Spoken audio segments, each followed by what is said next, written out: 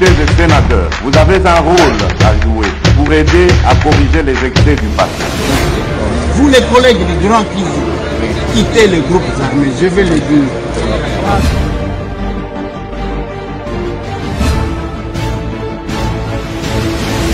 Allez, bienvenue mesdames et messieurs, bonjour, bonsoir, Tokutani Lisusu.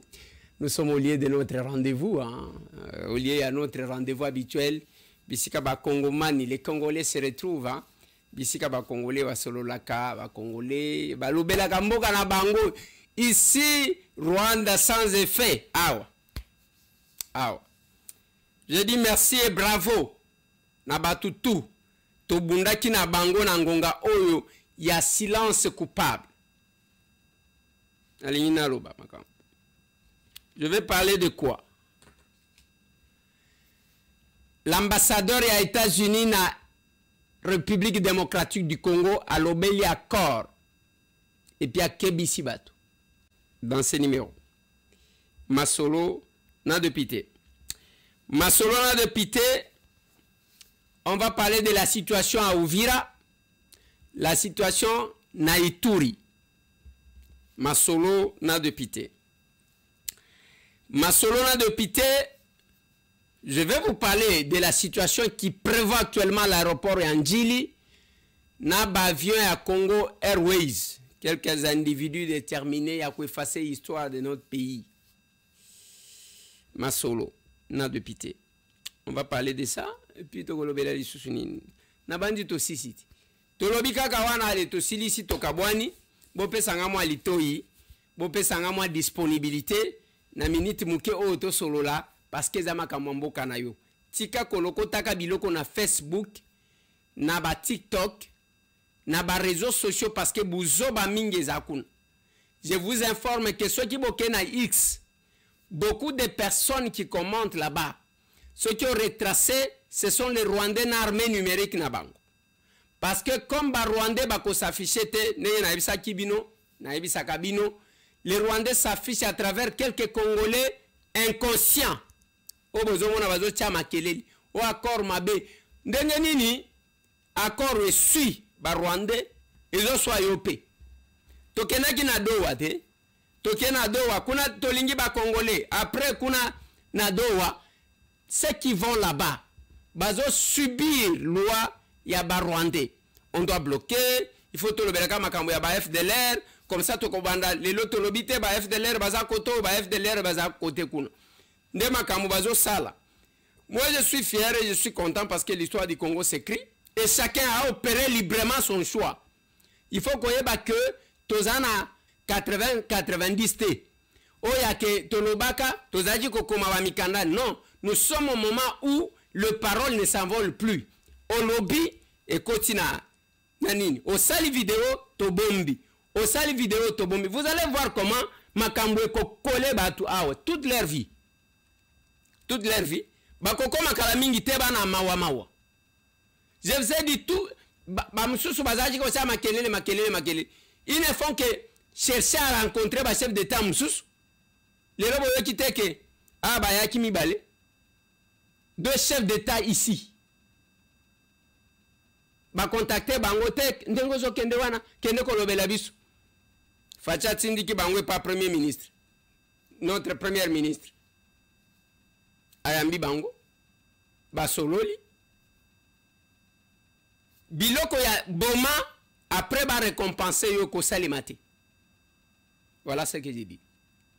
Les gens kacha bitumba boyoka ki tozozo Uvira mercredi, jeudi to ainsi de suite. Bazali kaka ko beta bango kun. Ko beta bango panique ezalaki na Uvira ezatangu FRDC ba renforcer. Batu na bango batu bamoni lokola ezaso kinini. Soki omoni FRDC tangu ba renforcer batu. Bazali ko la kisa mokili ke biso dozo souffrir tête biso ba soda bazo bwa kelande peuple mbongo boy. Population mbongo boy.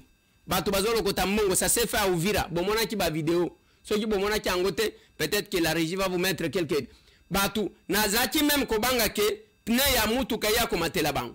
Bango anane ba lobota de mbongo yesa musala.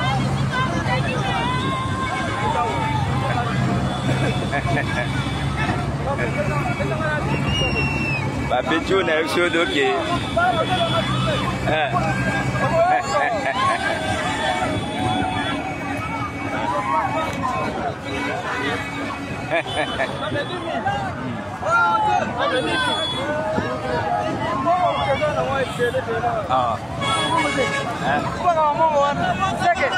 Ah, mais Kabila peut y habiter.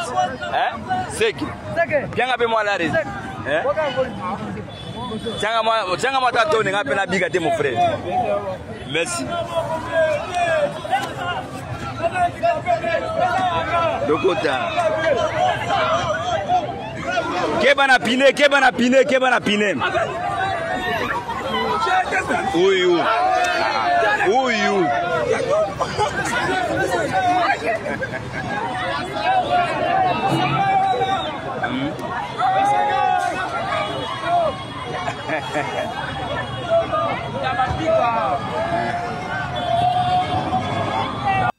Vous allez trouver qu'il y a une cohabitation entre la population et son armée. Tous ces gens qui vous disaient que non FRDC va faire bien te boya to recruter bino place ba mema ki ba bande ko na biso bana na biso. Combien bazongi musala na bango ko bom. Accord que quelques Congolais va contester.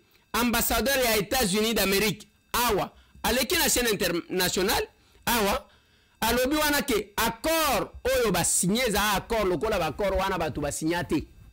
Parce que oyo za na contrainte na kati pona muto ya koboya ko respecter yango. Elle a dit ça. Et Trump a dit ça. Le gens bazo confondre na ba accord oyo bazaji ko signer ba signer na Kikuku, ba signer kuna, ba signer na Kuzu, ainsi de suite. Ça c'est l'accord public. Ils ont dérangé, ne peut être dérangé par cet accord que soit les Rwandais, soit leurs alliés. Parce qu'au début, discours, il y a que les vrais gagnants, et Bungit, des menteurs comme ça qui sont sur les réseaux sociaux. Et vous passez le temps à les suivre. Vous passez le temps à les suivre. Les inconstants, les bradeurs de leur pays, les vrais bradeurs, Bangouan. Les Wayambara au service à Barwandais. Et puis aux autres, on peut pas yoza patriote yo. Et là, on a le bacanabino mutu a retracé l'histoire naï. Ozalaki wapi. O uchi wapi, o komi wapi. Ce n'est pas oh liberté. Oh Félix Antoine Tshisekedi a yena ango mutazolo bandenga aligné mutazolo bandenga aligné non. Je vous ai fait remarquer que les gens qu'on arrête, sous Kabila on n'arrêtait pas les gens comme ça. Bazachi ko arrêter ba dignitaire ta awa ezala ozanani bako kangayo. Même les généraux qu'on a arrêtés, bota la degré à professionnalisme. Boyoki ke massa sebeti. Boyoki accident na professionnalisme nyoso temps bazuye. Bake babombi quelque part. Ce n'est pas que bazui ba tinde mbangu lokola wayambarte hein. Au prison te ezandingo anati. Bazuye a monsieur Bateyo esika moko olia muteke na yo o vandi na yo calme mais bazo tu na yo kaka papa samba na chombo na yo opération samba na chombo bakotike la yo kana kamwa écran bateli yo na ozo samba na téléphone yo bonjour te ngai nazo sala boye omoni ba petit wana soki baye biso de ko sala boye nyonso yo komi ko samba na chombo posa okota na mabele. Dieu est au contrôle. Nathalie Sakibino na moni watu misusu oh ba yekisuwa omoni Trump oli atinde la biso manduki atinde la biso wa pasteur Trump alobi na bino ga kotinda manduki. Tous les chefs d'état africains yambi a promettre nani ko pese manduki alobi la sécurité. La sécurité, c'est le parrainage des États-Unis. Nenge ba sécurisaka. Bazana contrat ya sécurité. Ina ba japonais. Yoko yako cha munogozo cha munogoni. Munogoni no ko tchela batu. Nalobaki que pendant l'Europe, bazana distraction, Trump est en train de récupérer l'Afrique petit à petit. Ya tovandao. Tala bobo manate. Mais et pas na bino biso to kwa assurer bino sécurité mais biso pe tozana posa ya boy e okuta ba wayambara bazolo baloba ne ba manipulation bani oh na do abatindika bato ekolo moko ngai na tuna kibango je vous ai dit quand je suis allé à Rome na lobby les 10 filtres à pouvoir c'est-à-dire après Fachi ba oyo par qui passent toutes les décisions? Les 10. Combien de Kassaïens? Combien de Kassaïens? Bureau de l'Assemblée nationale. Oyabiso. Sur 7 membres, 4 Swahiliphones, nalobi 4. Mungala moko, Muluba moko, na Mutuabandundu moko. 4. Sur 7, 4 Swahiliphones. Wana bolobite. Wana bolobite. Alors, ceux qui t'ont banni kotanga Tolongwe pas chef de l'État, premier ministre, Azana Nyaza Muluba, Muluba ya Congo central, chef d'état-major général, Azana Muluba ya Congo, Azana Kassaïen, Azana Moussoaïlité, Bino Kakande Boleki, aucun a des gemmes, Oya Azana la tête, Azana Muluba, il y a Sud Kivu, Muluba Sud Kivu, ok na aner o azakuna azamuluba ya bandundu menazo tuna binobo répondre kangaiti ok commandant JR azamuluba ya Sud Kivu amuluba Sud Kivu ok conseiller spécial en matière de sécurité à chef de l'État azamuluba ya bandundu boni biloba loba boy lokuta bozana ok na Sénat o azana Sénat wana azamuluba ya Katanga azaka saye ya Katanga ok na Assemblée nationale o azakuna azamuluba ya Sud Kivu combien ba Sud Kivu c'est na tanja bo vanda des menteurs comme ça et qui ont la décision baloba wana bozolo c'est quelques personnes qui sont à la présidence là-bas et sili ne va couvrir le mal ya baluba ezaya que soki azata na $1000 na ye muto akomona kaka ke mutu ye yo na mbongo na ye azate ke muto akobatama de menteur. Voilà pourquoi on sera ici. Nous on ne vient pas blaguer avec vous. On ne vient pas blaguer. Je vous ai dit, ce n'est pas un général comme tout autre général. Thomas Lubanga bandi ko sala ba bêtise. Avec une tsunga. Bazo capturer kaka batubu, misusu bazo lala. Luboya n'est pas un petit monsieur, n'est pas un petit général, oyo koya ko benda na mandefu. Ni mwanaume ule. Blaguer na batubu zo blaguer na bango. Chacun écrit l'histoire. Biso ye tozo koma ya biso. Partout où je suis, j'ai fait un effort. Lobito sala ki prière ya munen. Na tsela ki bino élément na lingina zongi sango lisusu. De ce qui s'est passé à la prière à l'arrivée, il y a des membres, il y a conseil national, il y a foi, il y a Maison Blanche.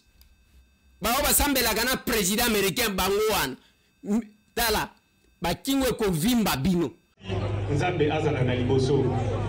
Alliance spirituelle de PCL, c'est dimanche 13 juillet à l'esplanade du Palais du Peuple entre les conseillers spirituels du président Donald Trump et les hommes spirituels congolais.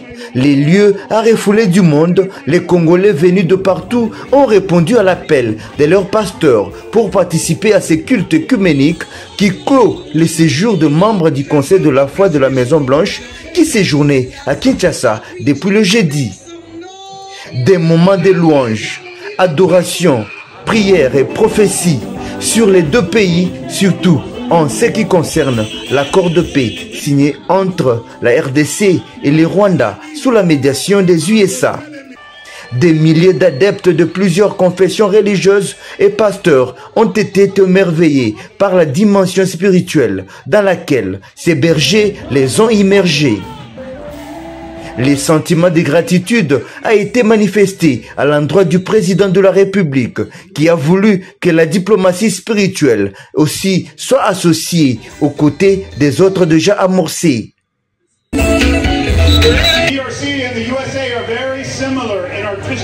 Il n'y a pas deux églises, celle des USA et de la RDC. Dieu est le même, a dit le chef de la délégation de pasteurs américains Travis Johnson, qui a par ailleurs insisté sur l'envol que devrait prendre la RDC à partir du moment où cette alliance spirituelle est scellée. Paris gagné pour le comité d'organisation de cette prière, l'ambassadeur Antoine Gonda, les conseillers Jacques Kangoudé et Jacques Kambala, ainsi que le député national Eliezer Tamboué. Ces hommes de Dieu du Congo et des USA qui ont formé un seul corps ont tour à tour prié sur les deux pays, les États-Unis d'Amérique et la République démocratique du Congo.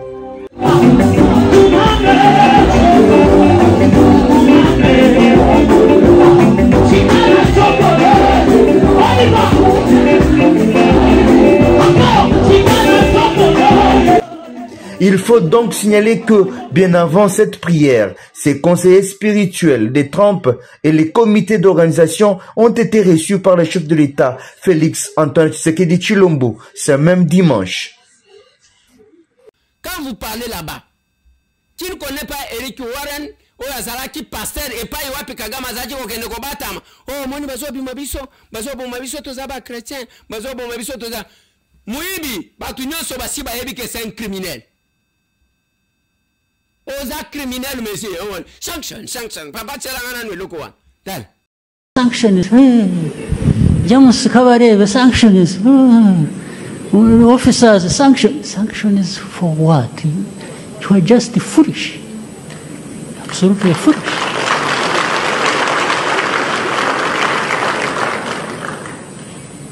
Anybody dares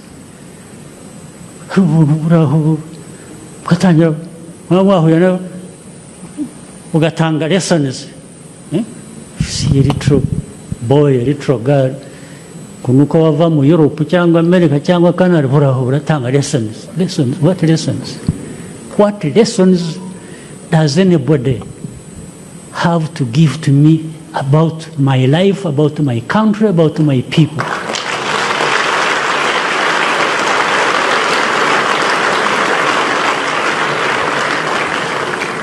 That is absolute stupidity. We cannot be driven on that basis. Est-ce que le chef de l'État Félix Antoine Tshisekedi à l'Obisi Bababa, Kagame ne parlait pas, Kabila ne parlait pas, les deux Sikoba comme un grand tchakou ya Kolobalob. Vous verrez ces Égyptiens là, beaucoup de gens les sous-soutés. Beaucoup de gens les sous-soutés. C'est que je dis aux Congolais. Il faut boye bamboka na bino, bolinga mboka na bino, bomona kitoko mboka na bino. Papa Tchelanga tata ya muluba wana, o azolobela. Zopesa histoire ya Bible abandi kotanga batu. Kobanda kuna ti na Adam. Tata wana ya baluba. David Mwani. David Mwani Yishai. Yishai Mwani. Yishai Mwa Obeda. Obeda Mwani. Obeda Mwa Boaza. Boaza Mwa Salamona. Salamona Mwa Nashona. Nashona Mwa Aminadaba. Aminadaba Mwa Lama. Lama Mwa Eselon. Eselona Mwa Peles. Peles Mwa Yuda. Yuda Mwa Yakob. Yakob Mwa Isaac. Isaac Mwa Balahama. Abalahama Mwa Tela. Tela Mwa Nao. Nao Mwa Seluka. Seluka Mwa Lewu. Lewu Mwa Ebe. Ebe Mwa Metushela. Metushela Mwa Nowo. Nowo Mwa Kenana. Kenana Mwa Mahalelela. Mahalelela Mwa Seta. Seta Mwa Adama. Awanzam. Adama Kiwanzam. Kinto Adijilu Wabufu. Babanga ni Adam. Kikudi Bantu Bonso wa Babafu. Adibu wa Maji. Zambi ye Kimwa Bengat. David Muja Maji. Mesko tuna ye na famille na ye. Aba naga komitanga ye moko. Atangi papa na ye. Atangi koko na ye. Atangi koko ya koko na ye. Atangi. Ako komata na liste. Alors, on nous a appris comme ça, à étudier l'histoire des autres, à oublier notre histoire, et nous corrigeons. Bamakambo Bele. Na système ya kotanga oyo. Je réfléchissais une fois dans l'obi. Ah, makambo classe oyo ça compliqué. Batangi sabiso que tout nombre multiplié par 0 égale 0. Ah, ce que ngai na lobi ok. Nazana téléphone nanga imoko. Nazana téléphone nanga. Soit nazana téléphone nanga misatu. Ou bien mibale. Nazui téléphone nanga mibale. na bakisi 0 na bakisi 0 na komi na 0, c'est-à-dire ba téléphone nga ebungi na maboko. Tala biloko totanga yango wana. Tout nombre multiplié par 0 égale 0. Oh, mais papa, ngai nazane loko déjà. Soit qui na lobi mo na multiplier na bakisi loko te, na bakisi loko te, c'est-à-dire on nga nazaki na ngwa ne bungi. Il y a des choses de théorie qu'il faut déconstruire. Makamuna lo bakana bino, baloba na biso we, nous avons parlé. J'ai engagé ce débat, j'ai lancé ce débat-là dans l'université, dans la recherche, ça a créé un débat. Oui, Galilée tout tanga kaye. Alors, non, ce n'est pas le soleil qui tourne, c'est la terre qui tourne tout autour du soleil. Ok, ton limite. C'est-à-dire, moi, il n'inganakate. Ma belle n'aime ton inganak. Mais tu sais ce qu'on a badage, lever du soleil, n'a coucher du soleil. Comment est-ce qu'on inganakate? Et Kochiko, c'est pas possible. Donc, tu as découvert l'embouchure du Congo, Diego Kao. Tu as fondé Kinshasa, David Stanley. Et on reste comme ça. Yaya wana nega zo récité wana. Yebisa ya récité bande kwa famille na akoyeba na été. Bande kwa ngana lingina sukisa na émission moko na sujet moko rapidement. Eza dossier ya Congo Airways. Nazo alerté quelque chose. Si tout bien va causer la justice, il y a parquet, il y a matete. Les dossiers que vous avez, oya batu bakenda ki koiba, ordinateur de commande, o babengi LC, il y a avion, o ezali kuna, avion o eza babenga chango nini, babenga chango Lumumba je crois. Lumumba. Bakekuna ba ibi yango na ba pièce mususu. J'apprends que le dossier est en justice. Mais le dossier qui est en justice, ezo betaka nyoka boy. Tala niveau. Bavion wana soki otali, c'est une démarche de saboter et d'effacer l'histoire. Ce n'est pas le chef de l'État que vous sabotez. Congo Airways azaki na bavion na bakombo. Kende bokokuta ke oyo ezalaki na kombo ya Noirit. Nde oyo bakendaki bakekuna bazwa société moko soki ya société ya manutention ya maintenance plutôt ya maintenance en ligne o babengi soki Wings société italienne bakekuna wana komi ko réclamer bozana nyongo na ngai ya 2,500,000 muto okende azate ba condamné Congo Airways muto akosala appel azate bayaya wana bavandi jusqu'à ce qu'on a vendu l'avion aux enchères. Botunangana combien? 11 000 euros. 11 000. Avion. Avion wana et somba masoti na plus de 15 millions de dollars. Baké côté kango aux enchères à 11 000 euros. 11 000 moutoua sombi avion. Et il y a les DG qui étaient là. Bazona bango ba honneur. Bazakuna ba vanda tranquille. Mais c'est au moment que bazo kanga bato awa. Toko ressusciter le go. Avion sous ezao ya Kimpanvita. Kimpanvita dépiécé. Donc c'est comme un objectif. Il y a quoi? Il y a kolongola ba makamunyoso ba avion ba kotiko bongisa. Je vais vous revenir bientôt là na dossier yango. Nazo réunir ba éléments, même les personnes qu'on a citées, nazo luka bango. Après je vais vous revenir. Mesdames et messieurs, nazo suki cette mission à lelo. Mais nazo suki sa te sans que na pe sabino essentiel de l'échange patriotique. Bienvenue à l'essentiel des échanges patriotiques pour ce week-end du 12 au 13 juillet 2025. Débutons avec cette manifestation de la Fédération Acer Irlande. Nous sommes en Grande-Bretagne. Rassemblés avec d'autres patriotes congolais, ils ont remis un mémorandum aux autorités pour dénoncer la guerre d'agression et les vols de minerais dans la partie Est.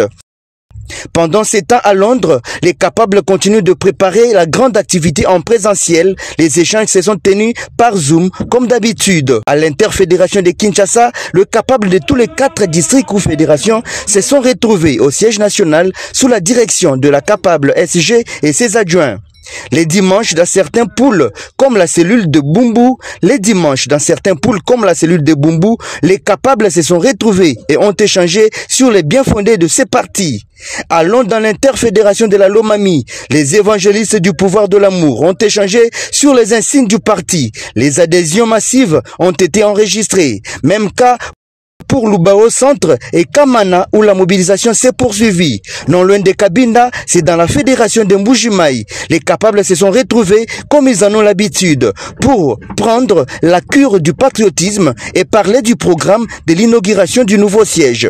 Dans la province du Maniema, Asséré toujours visible. Les capables respectent ces rendez-vous hebdomadaires qui les lient à leur heure grâce à la vision et idéologie prônée dans ces partis. Dans la province du Lualaba, la fédération d'écologie, les échanges patriotiques ont eu lieu, tout comme dans les territoires de Lubudi. De l'autre côté de la fédération de Lubumbashi, ces rendez-vous hebdomadaires ont été respectés. Les capables présents ont réitéré leur détermination de changer la façon de faire la politique en RDC. Pareil pour les poules de Katouba, toujours dans la ville de Lubumbashi. Et dans la fédération de l'Ikasi, les capables se sont retrouvés aussi hier dimanche pour la tenue des échanges patriotiques au siège du parti. Même chose pour la fédération de Kipushi. À Sertanganika, les échanges patriotiques ont aussi eu lieu. Les capables étaient présents. Terminons par la ville de Kikwit. Dans les Kwilu, les capables ont échangé au lieu habituel, les sièges fédéraux situés sur le boulevard Wazabanga dans la commune de Kanzamba. Merci et à la prochaine. Ah, ça c'est les capables. Toyebisa Kabino, pourquoi te présente à Kabino Yango? Parce que bande konangai, ba parti est belé bazanengo anati. Beaucoup ce sont des coopérants politiques. Ngasi na yebiti. Na Kinshasa okuta mutu tambola na mitu kaminene so ginde ini ya ko escroquer batu bamona kiaza mutu amalonga eloko te akoya zwi biro tala biro munena za kola zoken biro wana afuta kango na mbongo ya mulipi. Les coopérants politiques comme ça, les coopérants politiques. Moi je vous ai dit hier la délégation ya ba pasteur américain wana bazongi États-Unis d'Amérique, on était na bango na primature, la première ministre Ayambi Bango. Nous sommes fiers d'avoir participé à Elokowan. On est très fiers. Partout. Le bien ya Congo biso tuzakun. Bande konanga nazo bisabino bitumbawa nezate. Bitumbawa na esili. Nyoso bazo sala eza chantage. Mais ouais otala bango. Fini la République des Intouchables. Au salé loko samba na chombo. Allez, il faut voir déjà que dans 2 jours, la campagne va commencer. Makambwa misu na solidaire optique. Ceux qui ont en retard, qui sont dans la galerie présidentielle, tu sais qu'on misu, bao okotiko kende koluka na France la boy, ba commémorer bino bango par solidaire optique. Na galerie présidentielle, kuna prête no ezate. Nazo bisabino à part batuana bomona ka solidaire optique ndé ya ba congolais. Le reste ce sont des prêtres non ba chinois. Objectif, un Congolais qui a ramené autant de matériel. Je le soutiendrai, Ngaï. Je le soutiendrai. Vérifier au Indien ou bien Chinois dans Asimawan. Mais là, ce sont vos frères. Pourquoi Ngana Kena Kotika Misu? Est-ce que Zane Loko va protéger la Misu? Voilà, tout Bakenda Poto. Bake Batalio et Zosali Makuna Baye. Baboka critique était yak. Boko yeko bongate. Boko yo memelisoni. Allez, il en est fini, mesdames et messieurs. On se voit demain.